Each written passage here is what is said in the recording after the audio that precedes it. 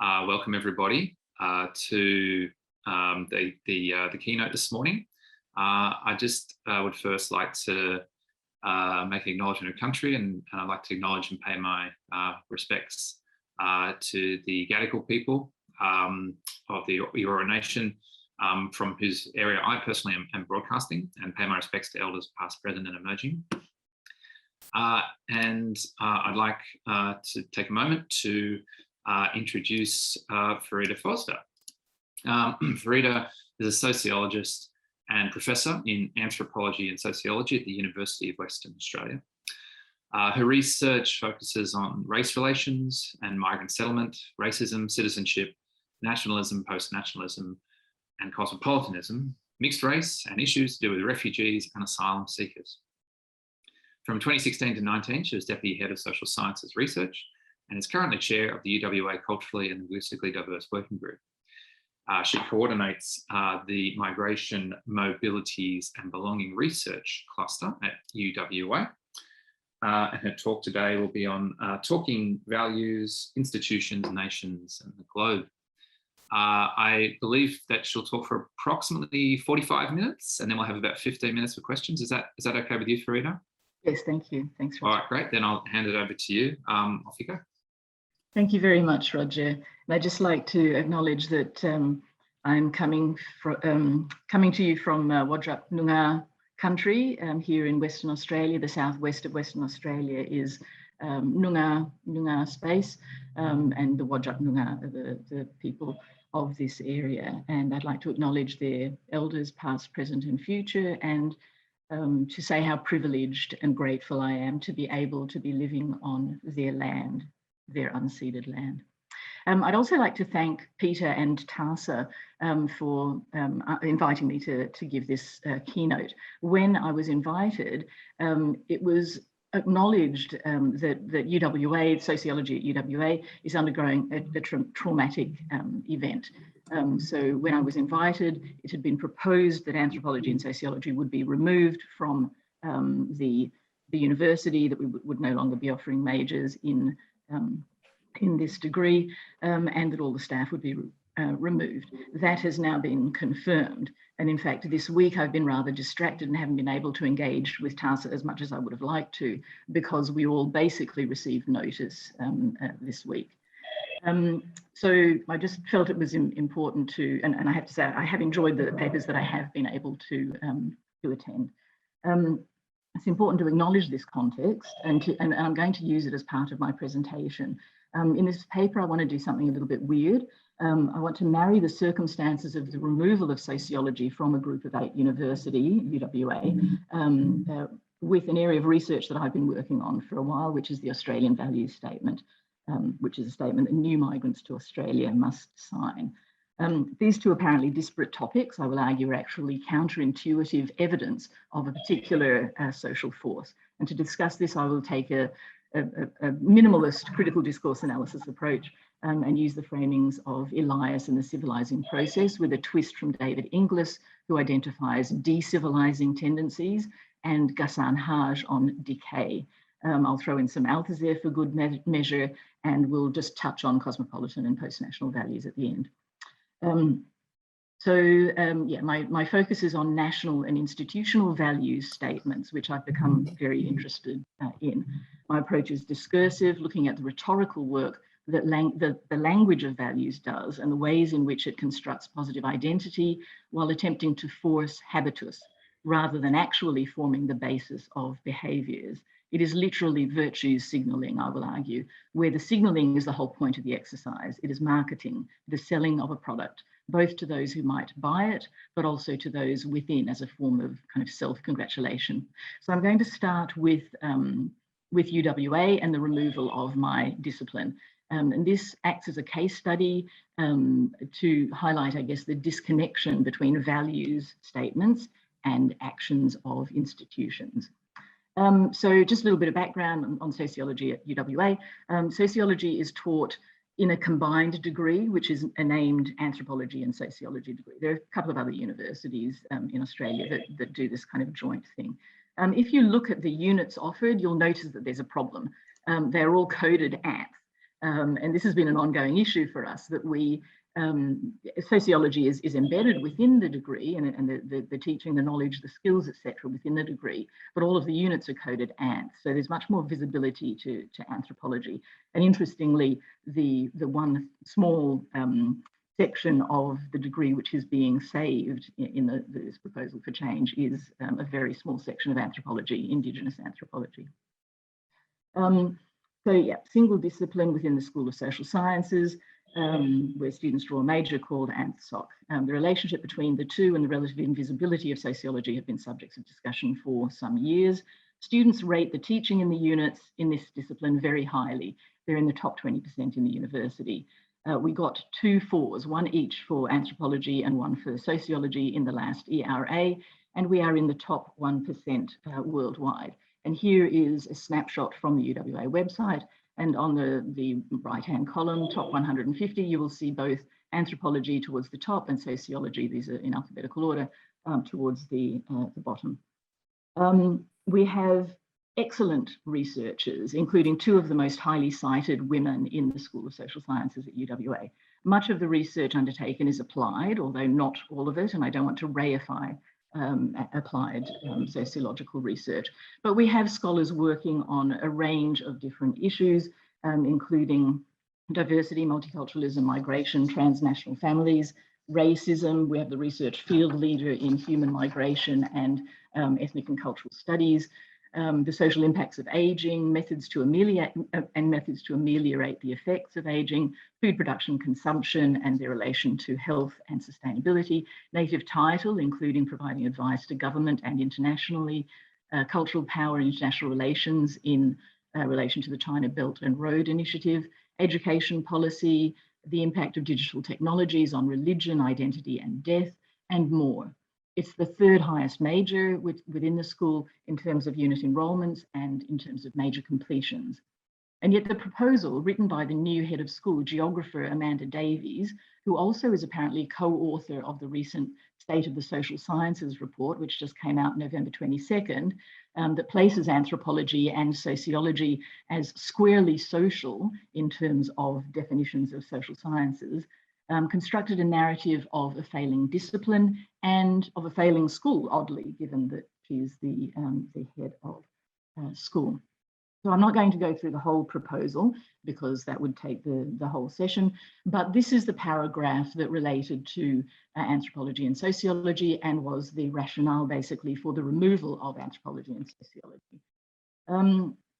So the bits that, and I need to be careful of how I say this, the bits that are underlined there have all been challenged. Okay, so yeah, members of the discipline group would argue that all of these are false. So enrolments have not declined by 77%. They are not unsustainably low. Declining enrolments have not been recognised as an issue in the school for some years or at all. And in fact, a Freedom of Information Act document that I just received confirms that this is not true. Despite various initiatives to attract students, such as large diversity of topics, cross-listing units, postgraduate coursework pathways, enrolments have failed to improve sufficiently. A lot of those things just are actually untrue. The bit in orange there that I've highlighted is interesting, I think, for sociologists, because the argument here is that because elements of anthropology and sociology are taught elsewhere across the university, therefore, and those majors, because they've incorporated elements of anthropology and sociology, have been successful, therefore there is not a need to support our major, basically.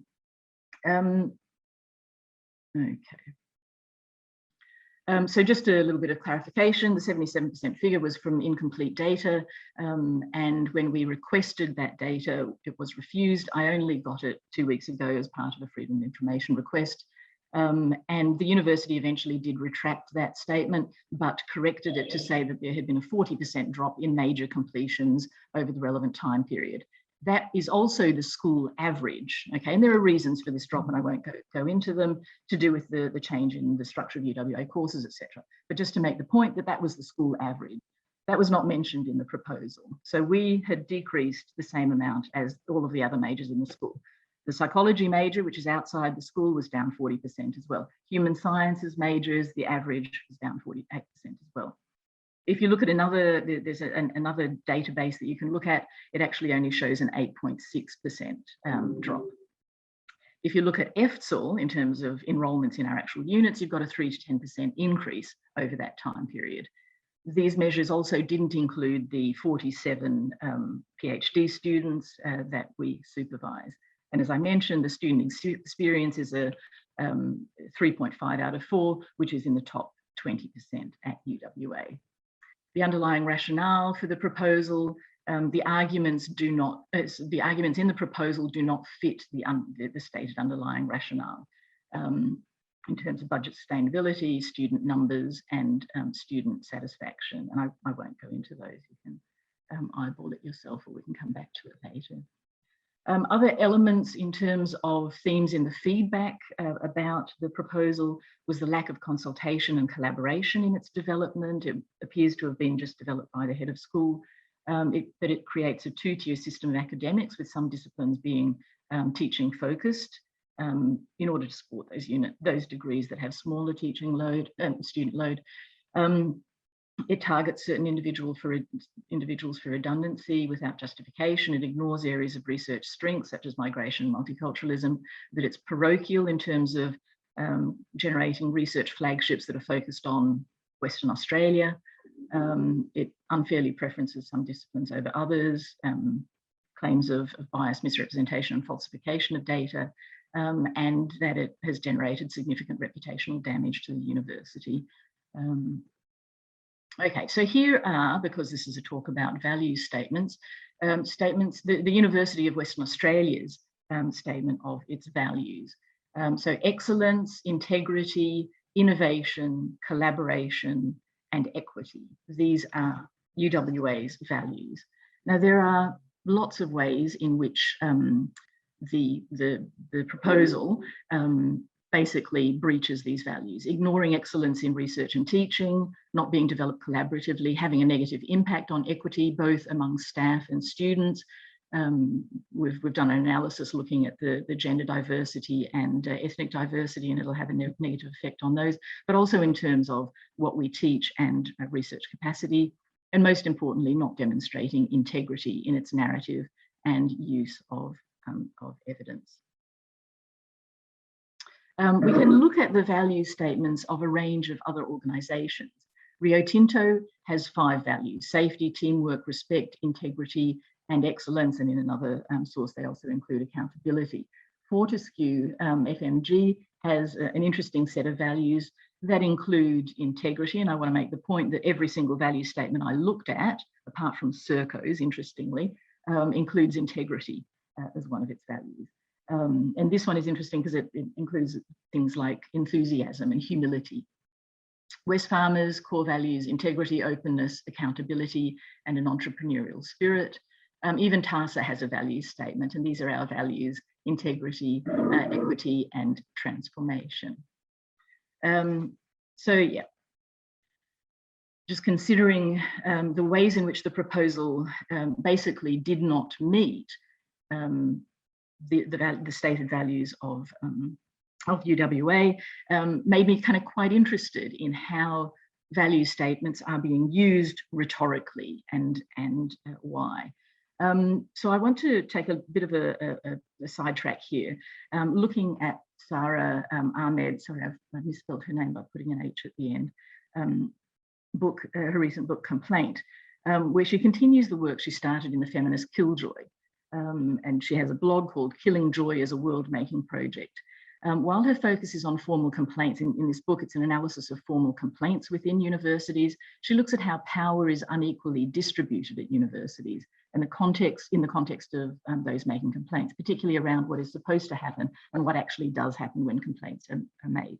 And she makes these points that complaints make problems visible, they make power visible, they function as a refusal to do business as usual, They can undermine the power of institutions to reproduce themselves, and they create collectives. And we've certainly seen that in what's happened at UWA as a result of this proposal. It's created a very strong sense of collective among those targeted. The reaction to the social sciences change proposal was immediate, loud, and sustained. There have been line-by-line analyses of the proposal, especially the data claims. And if you're interested in those, you can have a look at, there's a website that has been set up anonymously called Save Social Sciences, and that has some of these analyses on it. There was a case taken to Fair Work, which you may have seen in the media, student and other complaints, actually official complaints through the complaints process, and 391 submissions to the feedback portal about the proposal, most of which were negative. These complaints were heard simply as noise by the VC. The Vice Chancellor actually called this feedback noise. And staff and students and supporters, including professional associations such as TASA, were seen as simply complainers. To identify someone as a complainer is a dismissive rhetorical term, minimizing the injustice being called out and labeling the complainer in certain ways. It orients the listener to the character of the complainer and not to the component of the complaint. And most of these complaints were made in terms of UWA actually breaching its own values. I've wondered whether we were targeted as sociologists, partly because we are complainers. It's almost like we're professional complainers, right? The most rewarded disciplines in the restructure were those who work without complaining. They get funded by mining companies, planning sections of government, etc. And they're particularly attractive in terms of getting grants from these sources. Other complainers, such as media and communications and Asian studies, which are sociologically informed disciplines by their own admission, have been reduced to teaching focus. So they've had their research component almost completely taken out of their contracts. Yet universities are supposed to be the conscience and critic of society, and sociology can be seen as a conscience and critic within the university, as critical, as complainers.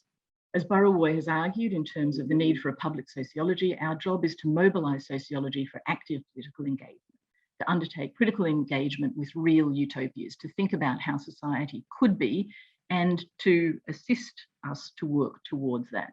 And I wonder, were we too critical?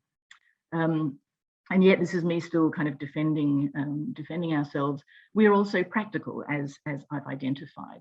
The proposal recommends a move towards being more applied and developing transferable applied social science skills, developing a social science skills passport for students, etc.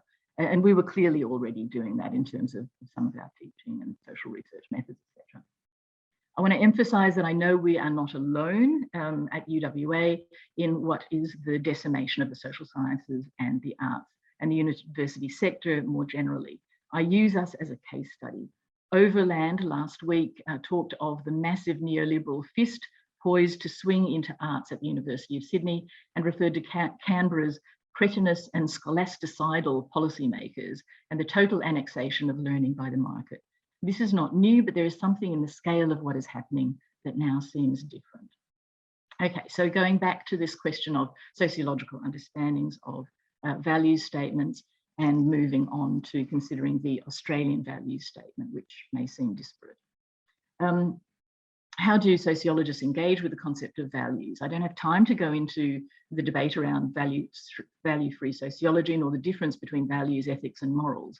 I'm interested in value statements as statements about internal states, and as a discourse analyst, you've got to be suspicious when anyone starts talking about internal states. You also immediately consider structure and agency. How does the structure instill itself into subjects? And how is this evidenced? How do values create groups? How are they a method of communication? How, in Althusserian terms, do values hail subjects? As I said, I'll use a critical discourse analysis approach, which I guess CDA is about how ideology becomes concrete and is conveyed and reproduced. In Althusser's terms, language is seen as an ideological state apparatus, but I also, in my work, have been interested in Gramsci and the use of language in resistance. Okay, so what is this phenomenon of value statements? And I searched around in the literature thinking, you know, there must be a critical sociological literature on the subject, but I just couldn't find one. There's a business and management literature that focuses on the ways in which individuals select into organizations that demonstrate similar values to their own, which suggests that value statements and mission statements, if they're got right, are useful in attracting like-minded people to the organization. And this is called person-organization fit. Urbany notes that the adoption of codes of values or ethics or value statements is intended to guide everyday decisions, as well as to influence the perception of external stakeholders. And I would argue that it's actually mostly about influencing the perceptions of external stakeholders. There's a strong marketing and brand element to value statements. So I fell back on Weber. Is the codification of values just another example of the iron cage of bureaucracy, an attempt to formalize value rationality and odd colonizing of instrumental rationality by value rationality, perhaps?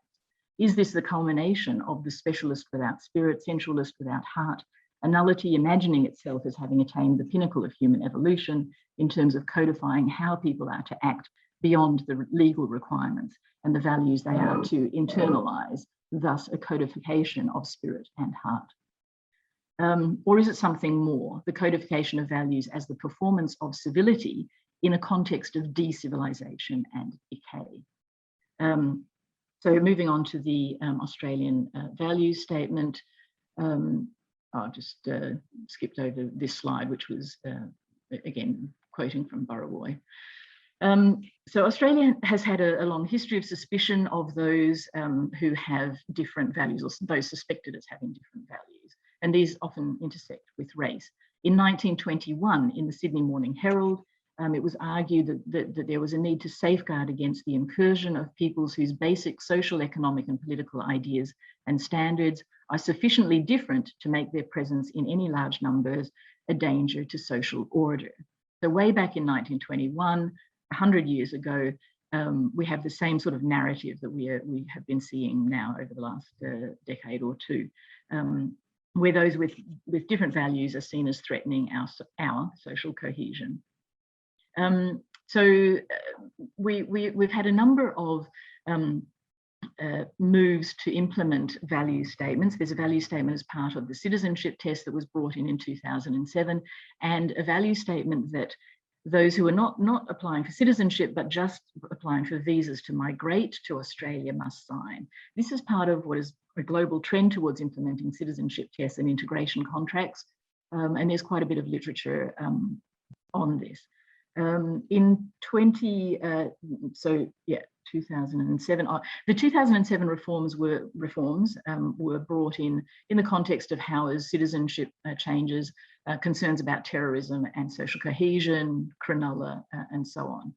And when the value statement was brought in, migrants or applicants to migrate had to sign up to say that they would undertake to respect these values of Australian society during their stay in Australia and to obey the laws.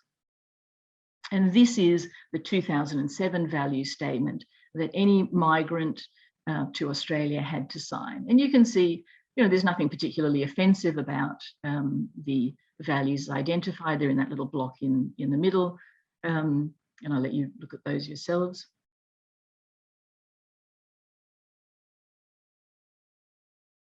And you can see at the bottom that it simply says that you will undertake to respect those values.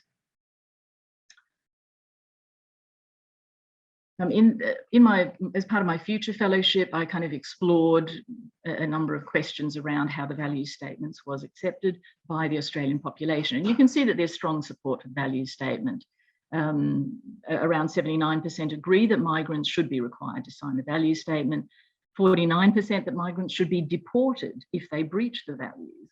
But then the same percentage also agreed that if migrants can improve these values, that Australia should adapt them. So there's this kind of weird tension there between wanting to deport people, but also wanting to change the values if there are better ones around. In an article I wrote that looked at the ways in which the values were conflated with laws, we identified the taken for grantedness of the idea of shared values, the fears that migrants were trying to change those values, the ways in which those who actually challenged the idea that we should have a value statement were shut down, and a sense that the values were aspirational. What was interesting about that analysis was that migrants were as supportive or more supportive of the Australian values than even the non-migrant groups. And this is supported by work by Sohrabi and Farquharson, who also showed that Muslim leaders saw no clash in terms of Islamic values, for example, with Australian values. And you'll notice that I didn't ask a question about whether Muslims hold these values, but I did ask a question about whether the Catholic Church holds these values, and you'll see that only a third of respondents agreed that that was the case. Okay, now I want to, if I can, to go into, actually, there's a site which has the current Australian values statement, and I'll try to get into that if I can. Okay. So you have to read the Life in Australia book, and here is the Australian value statement, and you can see that it's been modified, it's been extended in certain ways. So this is what has been suggested now for 2020, and at the bottom you'll see that the language of respecting the values has changed. So I undertake to conduct myself in accordance with these values of Australian society during my stay in Australia. So I think that that's a significant change. Okay, I've just skipped over a little bit, so I just want to go back a little bit. In 2017, a bill was put forward in Parliament to strengthen the entry conditions. That's the rhetoric that was used. It wasn't passed, but elements of that bill were incorporated into this new 2020-21 proposal. It asserted that people applying for citizenship will be required to provide evidence that they have abided by Australian values. So you get that language of abiding by again. The bill would have allowed the minister sole power to identify what the Australian values are with no parliamentary oversight, and that these would be tested with a multi-choice test of allegiance. The sorts of things the minister might take into account would be a person's employment status, study, involvement with community groups, children's participation in school, as well as criminality or conduct that is inconsistent with the Australian values to which they committed through their application process. That they would be assessed for any conduct that is inconsistent with Australian values, such as domestic or family violence, criminality, including procuring and facilitating female genital mutilation, and involvement in gangs and organised crime. Now, these are already crimes that can be considered under existing legislation and in terms of the character test. The bill was not passed and has lain fallow for some years, but the debate was resurrected in the context of 2021 discussions. Yeah, I'm going to skip over a little bit just because I want to get on to some analysis. So there again, I wasn't sure whether the link would work. So there again is the new version of the value statement.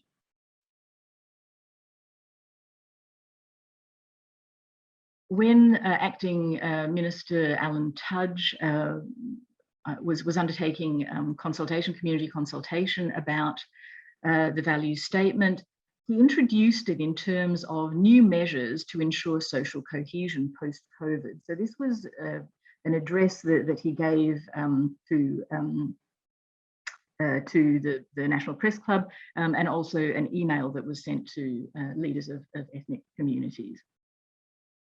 And it framed the need to strengthen Australian values in relation to social cohesion. It talked about all of the contributions that migrant communities had made during the COVID crisis, the food distribution networks that were set up, the sorts of support networks that were set up within migrant communities, etc. But then went on to emphasise that we need to strengthen our social cohesion. And within that, he used the term values 13 times, and you can see from just this little bit that I've pulled out that the word values keeps coming up.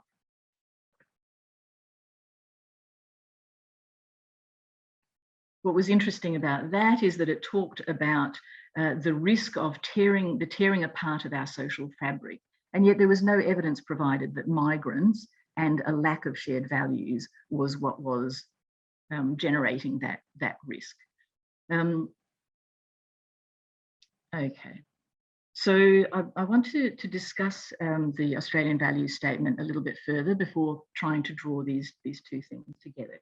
There have been a lot of researchers within Australia who have done analyses of Australian values.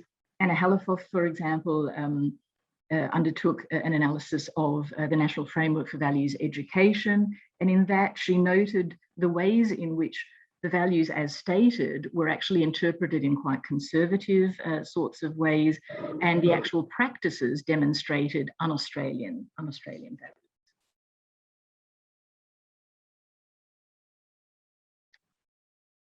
So the National Value Statement is an example of the growth of civic integration policies, as I noted, that has been occurring worldwide, with courses, tests and contracts introduced to ward off the spectre of social disintegration supposedly caused by migrant diversity. They reflect the self-representation of majorities and are a form of symbolic politics that is more about who gets in than how they are integrated, according to Larin. Larin argues that shared values are a product of the process of integration, not a mechanism by which to achieve it. And as such, this expectation that migrants must share the values of the country before they migrate is putting the cart before the horse. The best known of these integration policies is the Dutch Newcomers Integration Act, but these are increasingly widespread with remarkable policy convergence globally. And they may be applied prior to arrival or once the migrants are here. Larin argues such policies are essentially civic nationalist ideology applied to migrants. To me, they look suspiciously like ethno-nationalism, particularly in the rhetoric associated with them. The focus on values shifts nationalist discourse from Staatsnation, the state or political nation based on shared political history, orientation and constitution, to that of Kulturnation, cultural nation, relying on shared cultural heritage and values. Larin's point is that in doing so, it gets the chronology of national identity formation backwards. Yet more importantly, as anyone can sign a document whether they actually share the values or not, the existence of this border control regime is more symbolic than real and signals to the Charter majority group that strong measures are being taken, reinforcing a sense of themselves as actual liberal democracies that actually do respect individuals' freedom and dignity, freedom of religion, speech and association, equality of all regardless of gender, age, sexual orientation, disability, race, national or ethnic origin, and that they support a fair go for all built on tolerance and compassion. Despite significant evidence to the contrary, it is partly about self-congratulation, reflecting the ideological self-representation of the majority instead of the social bases of integration that perpetuates a vision of Australia as inclusive while simultaneously signalling quite clearly who is to be excluded. As Larin says, civic integration requirements such as this leave migrants in the bizarre position of being the only people whose membership depends on the performance of the receiving majority's self-representation. Jopke and others have argued that these policies, civic integration policies, are examples of muscular, repressive and illiberal liberalism and are fundamentally assimilationist. Rather than a logic of togetherness as the social glue for the nation, they are based on a logic of sameness. This is the very antithesis of multiculturalism. And Cesari has argued that the omission of the word multiculturalism from the Australian citizenship test and the associated information booklet and the emphasis on values has actually replaced multiculturalism with values as the basis of national identity. But the language of values itself is also suspect. Halakiopoulou et al. Have noted how the far right have started actually using the language of civic liberal values to gain legitimacy and influence the political agenda. Thus, rather than their traditional focus on race, they talk about democracy, citizenship, respect for the rule of law, and how these are being threatened by those who do not share these values, particularly those with reactionary religious and gender perspectives. The inclusion of the equality of men and women is an example of what Ferris has called femo-nationalism, the cynical use of feminist principles to demonize patriarchal cultures, in particular Islam.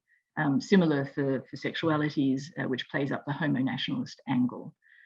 These discourses of tolerance invisibilize the actual discrimination that exists within Australian society, maintaining a fiction of equality and cultural homogeneity and valorising national self-representation, while finger-pointing at incommensurable cultures. Here we see belonging to the nation and civilization and no longer framed as about civic rights, but as a commitment to a particular way of living. These values or more correctly, principles, are presented as authentic aspects of Australianness and framed as being based on uniquely Anglo-Celtic white heritage.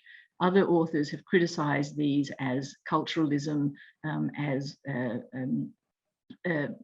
re-racialising in the same sort of way as the dictation test was used to enforce the White Australia policy, and as whitening notions like democracy values and cohesion. And myself and others have written about the ways in which signalling that these values have come from a Judeo-Christian source, an Enlightenment source, again, it has that exclusionary effect.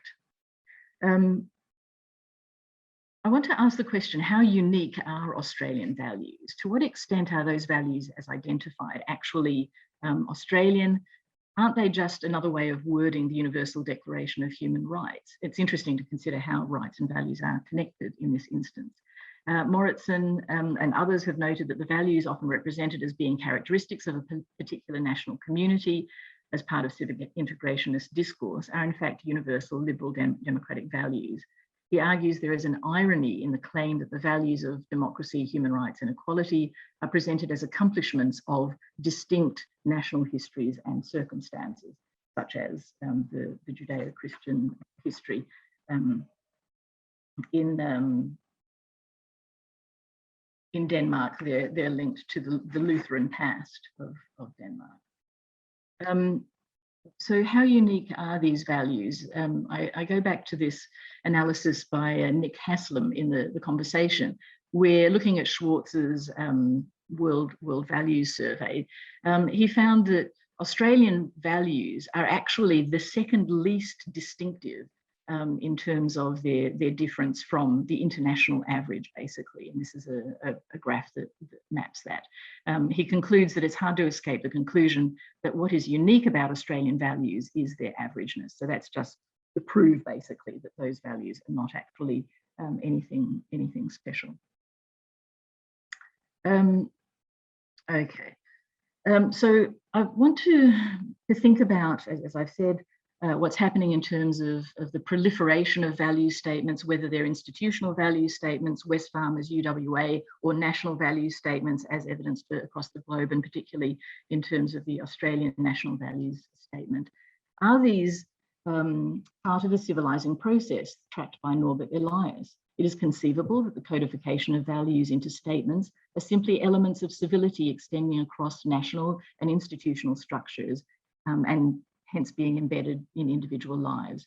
It is a formalization of the process of socialization, specifically an articulation of a moral compass in a context where religion no longer provides this for a majority of Australians. Elias saw the civilizing process as long-term, unplanned trends involving a range of unintended consequences over decades or centuries. For Elias, all societies around the world have had civilizing practices that, with different levels of success, enable their members to coexist without injuring, demeaning, or in other ways harming each other. Such practices are ultimately associated with control of the use of physical force. At the micro level, manners, culture, personality, and conduct were regulated and become stable, coinciding with increasing rationalization of modes of thought. Such processes allowed groups that were once excluded to become included. Civilization is internalized in national habitus, according to Elias, and I would argue that ultimately value statements are attempts to institutionalize or routinize habitus to legislate internal states. According to Elias, civilizing is generally unplanned and unintended, so I'm not sure my interpretation of institutional and national value statements as attempts at civilization is valid. However, Elias scholars use the notion of the civilizing offensive to understand deliberate attempts by elite groups to manage the conduct of specific groups or whole populations, and to steer what those elites take to be civilization in particular planned directions. They can involve either integrative campaigns to remold the nature and conduct of groups defined as worthy of being made civilized, or exclusionary campaigns to isolate so-called dangerous others through demonization, possibly forms of physical sequestration and violence. The Australian value statement could perhaps be an example of this. It doesn't explain the proliferation of value statements at institutions, though, which appear similar in their symbolic virtue signalling function, but perhaps less obvious in terms of their violence. Now, David Inglis, in a recent collection in Journal of Sociology on cosmopolitanizing tendencies, has done an analysis of the de-civilizing process, and specifically looking at Brexit as an example of de-civilizing or de-cosmopolitanizing. And I want to kind of riff off that and combining it with Ghassan Haj's 2021 edited collection on decay, which suggests that it is commonly understood that we are living in an era of unprecedented social and moral decay. If you look at those two dot-pointed statements at the top, the first one kind of feels more correct than the second one, he argues. He discusses the inevitable processes of disintegration and decomposition, distinguishing normal from pathological decay, and notes in a nod to the opening of this paper that this is occurring within the intellectual culture of the university as an institution in a context where successive neoliberal governments of all shapes see themselves in a state of enmity with the humanities and social sciences. So our removal is, the removal of sociology from UWA is just part of this disintegration process. Haj asks why zombies exist in a state of arrested decomposition, comparing them to capitalism as the ultimate manifestation of the should be dead but isn't zombie. On the one hand, it seems to be increasingly rotting and decomposing, ready to die in any moment as it moves from one crisis to another. On the other, it seems to be able to last in such a decomposed state forever, an alternative future rather than revolution. He quotes Bailey, who has developed social entropy theory, that argues that the natural decay of the social structure is part of nature taking back what is its nature's revenge, as Simmel apparently said, where we observe the perpetual coming apartness of the social structure. If decay is the natural order and direction of things, what has always stopped it, or at least slowed it down from the outside, are structures, institutions, assemblages, and forms of labor whose function is maintenance. That's a quote from Haj. He talks of the current situation as being one of social decomposition and accelerated decay. I just have one more minute to conclude.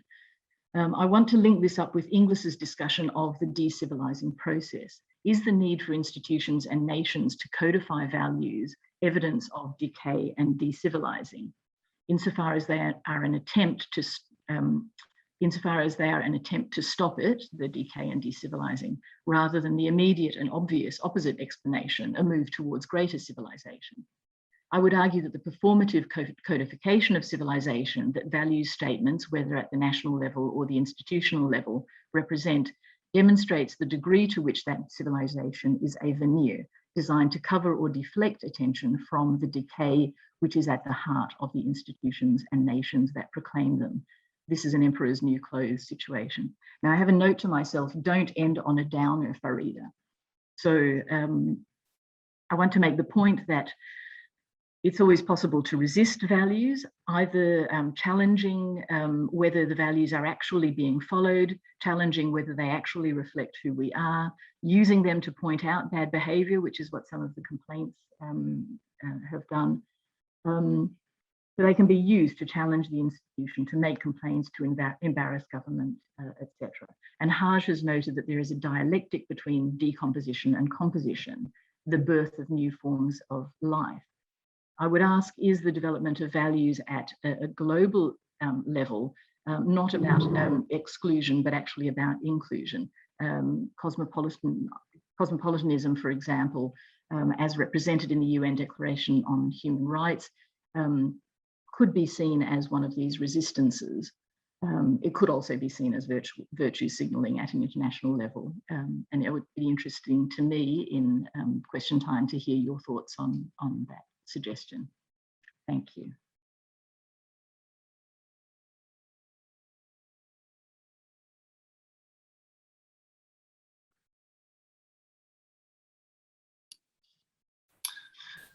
Thank you very much, Farida. That was wonderful presentation spanning so much terrain in a very important area. I love the way you move between some, excellent theoretical analysis and, drawing also on different interesting data sources as well. And unfortunately started off with like an awful case study. Anyway, thank you very much. And we'll throw it open to the floor now. Could I just ask people to use the reaction of putting your hand up to ask a question, and then I'll just invite you to ask your question. So who'd like to go first?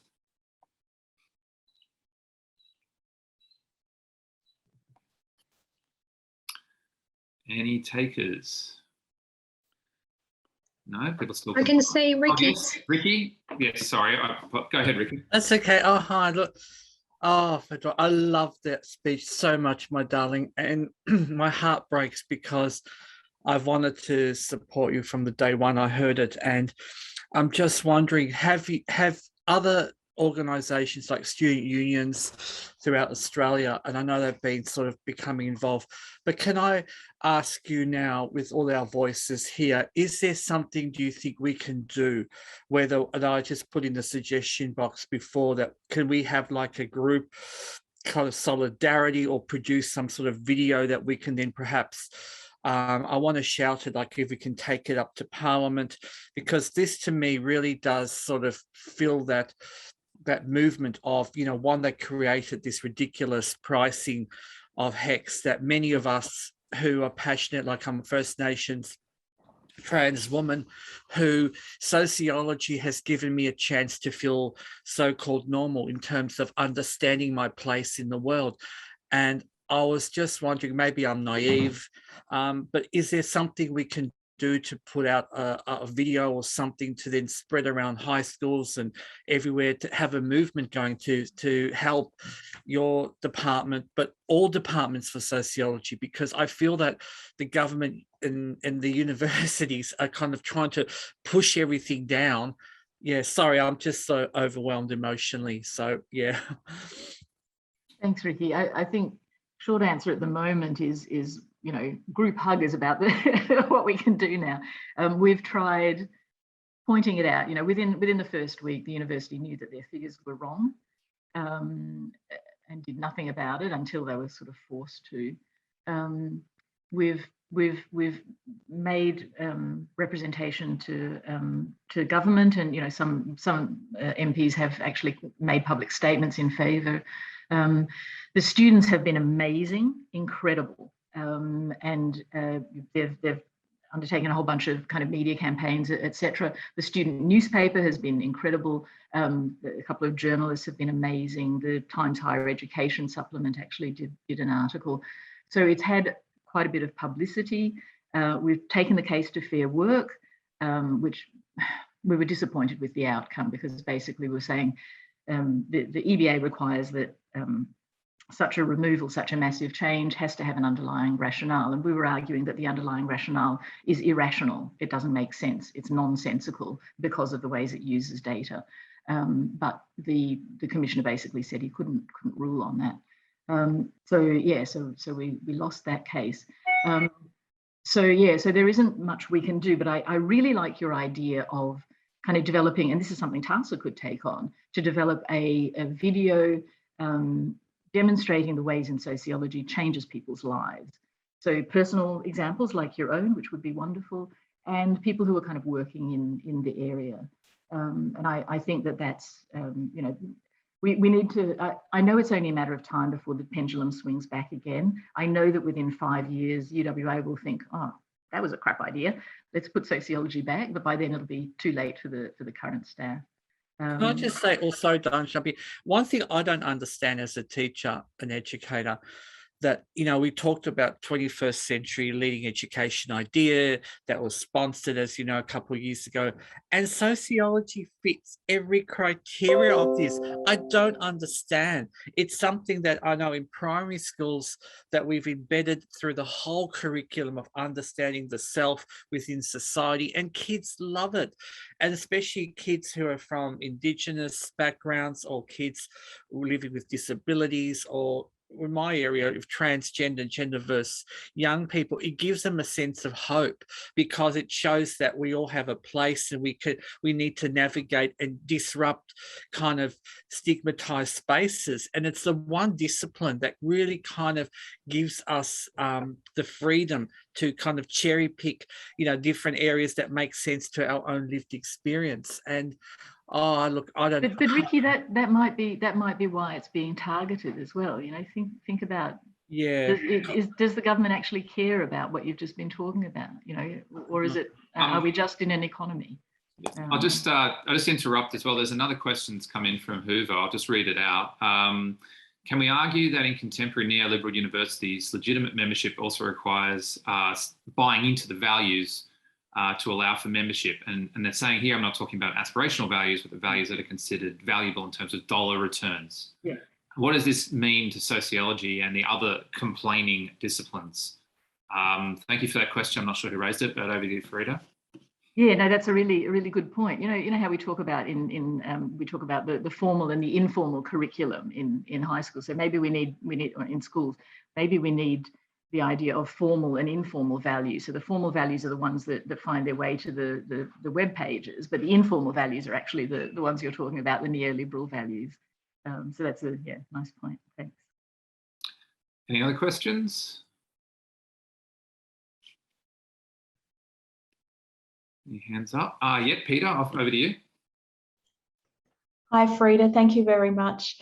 I guess what I have to share is not so much a question, which is something we all hate, but I'm just reflecting on having been at QUT when the Bachelor of Arts and Bachelor of Social Sciences were annihilated, and that started in 2007 and finished off essentially at the end of 2008. And I was there at the time as an early career researcher and finishing my PhD.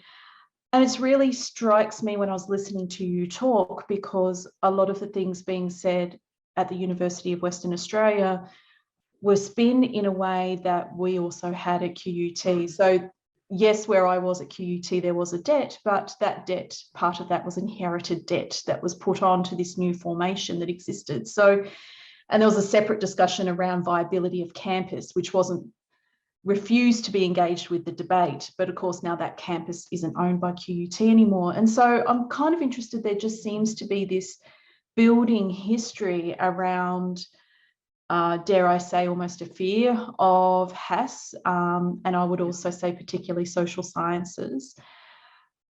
And then we've got these value statements which seem to suggest another thing, which just to me sounds like another level of ideology on top of it. There's that difficulty of how do we push back in the face of these contradictory messages, and with Fair Work Commission clearly being in the favour of the employer rather than the employee, which seems to be completely against why it was set up. So this rising, if you like, conservatism and fear of a critical voice, that always brings in the question that TASA has been working with a number of members over the years, is the place and the role of sociology within this difficult framework. So I guess in thinking about value statements and culture, how do we find that way to engage with that system when all we're done is dismissed as complainers or being too critical? Perhaps we'll open this one up to the floor. Yeah, I know. It's a debate in my head, and I know that we were talking about it in a session the other day. So I think it's been interesting what we did. So I'm a very I'm very kind of law abiding. So I did all of the things, I did the Freedom of Information Act thing. I made appeals, complaint, all of that sort of stuff through the university processes. Other people did things like setting up the Save Social Sciences website, and which again the university wouldn't have been too happy about if whoever they are. And the students did the stuff that students can do. So I think this sort of multi-pronged approach is useful, but it always gets back to political leadership. If the political leaders don't come down in favour and recognising the value of what we do, and this is why it's so important what TASA does in terms of trying to engage with political leaders to help them to understand the value of what we do. Without that imprimatur, basically, we haven't got much hope, because with what has gone on at UWA, we clearly had the public behind us, just really clearly. We were on the side of right and we had the public support, but it still didn't matter. So what it needed was some sort of top-down intervention, and getting that is difficult. Question from Christina. Thank you. Thanks so much, Farida. That was really inspirational. Thank you, Christina. And so moving to hear these comments from the floor as well. And amazing in the chat, what's going off in the chat. I hope we can keep that. But can we save the chat? It would be really good. I don't know. I think. Yes, I've been told we are saving the chat, so you'll be able to get that. Excellent, because I've been trying to kind of cut and paste bits. Good. Yeah. And I just wanted to engage with the really interesting idea about values.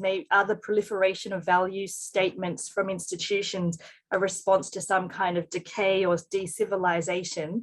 I mean, I'm not familiar with that idea, but it seems to me, and it may be happening with something else, that there's such a proliferation of value statements to disguise the fact that the reality is neoliberalism is more brutal than ever before. Yes, exactly. And so it's not, I mean, so what you were saying there about the formal and informal, it's like the hidden curriculum. The hidden curriculum is the reality that is disguised by the formal curriculum. So the values are a disguise and a distraction from, in terms of neoliberal universities, but at the national level, like this new assimilationism, the very period in which we have these more kind of, sort of pretty brutal tendencies is when they then disguise it with all these lovely sounding values.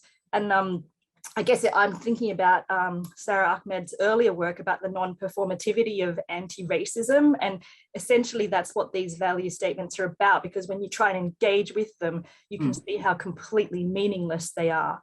But, and that's her point with the book Complaints. It's an analysis of 40 generally women of colour who've made complaints at universities and tracking where they've got to and how they haven't actually managed to change anything.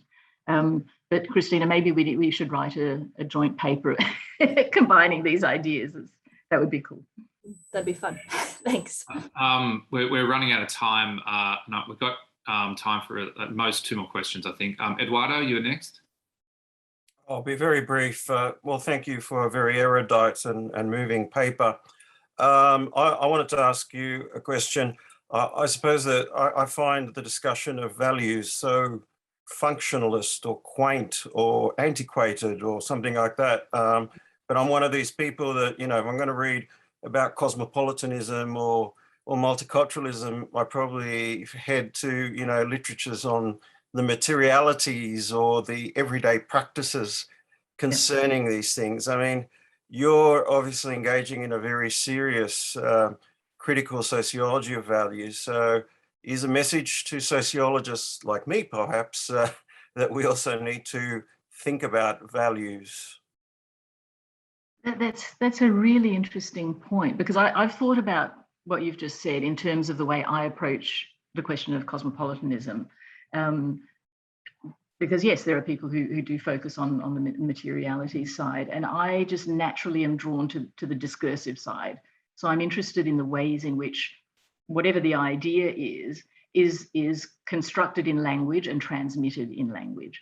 And so that's, to me, why the value statements are interesting. They're attempts to codify internal states and expectations of practices.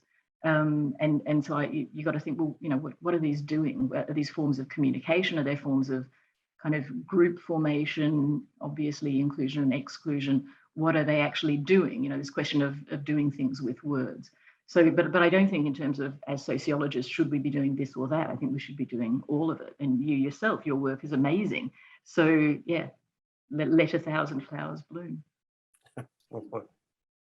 I'd almost like to leave it there because that's a lovely way to end it. But I'm just going to take the chair's prerogative to make one extra comment. Sorry, everyone else. About I love the way you brought in the civilizing process into this, and it reminds me very much of Kaz Wooder's work on the informalization movement in the sort of 60s and 70s, followed by a movement back towards re-civilizing later on, focused on a more neoliberal world where there's an increase in status competition. And it makes me think that, is it a case that we're undergoing the de-civilizing process, as Inglis puts it now, or is it a re-civilizing process where there's a competition over what it means to be civilized that's emerging? I'm interested in your thoughts about that, because you do seem to be implying that there's something of a kind of a contest going on here. I do, and this is why I didn't quite know how to end the paper, because I want value statements such as the international, the Declaration on Human Rights. I think these are important things. But when I see them in institutions and I see them at the national level and I see the ways in which they're being used for exclusion and so on, I don't want value statements. So I think that the point you've made is a really, really valuable one, because yeah, whether it's about re-civilizing, it's about a battle. It's about a battle of ideologies, and it's Gramsci and it's Althusser, and it's about who gets hailed, who gets to define what they're being hailed into, etc. And the question of the power that we, as the people at the bottom, have in terms of changing that narrative. So yeah, it's a really good point. Thanks, Roger, and I'll get that reference off you. Yeah, absolutely. Thank you very much, Farida. A wonderful presentation. I think we all want to say thank you very much, and wish you all the best going ahead, as much as there is a best that you can be gained out of all this, somehow. Good luck. Thank you. Thank you, Farida. Thank you all for coming. It's good to see you all. All right. Thank you, everyone. See you. Bye. Thanks, Roger, for chairing. All right. Thank you. Thank you very much. Thank you. Thanks, Maki. See you. Yeah.